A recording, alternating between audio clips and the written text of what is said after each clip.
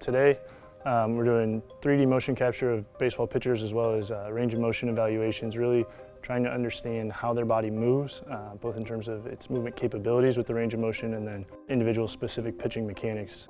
We do full body motion capture, and our camera system picks up reflective markers placed all over the body, and then our software recreates the skeleton, and we're able to perform calculations to understand both the movement itself as well as the forces that produce the movements during pitching. Just throwing a baseball overhead, it's not natural. So if you can, do all of these other things right, it can, make you less prone to injury and in turn maybe make you throw a little harder.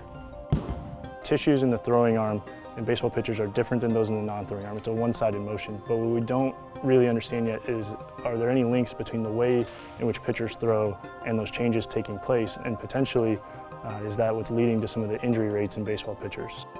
We need to understand, just because there's changes in tissue properties doesn't mean those changes are linked to injury. So we need to understand what of those tissue properties are linked to injury in order to understand then how to help pitchers maintain their health. So in the ECU Performance Optimization Lab, we're very fortunate that we have an ultrasound elastography machine, and that allows us to measure the material properties of tissues within the body as well as the structural properties. So for example, a structural property would be the size and shape of a door. The material property might be whether or not that door has termite damage on the inside, and you can't see that just by measuring the dimensions of it.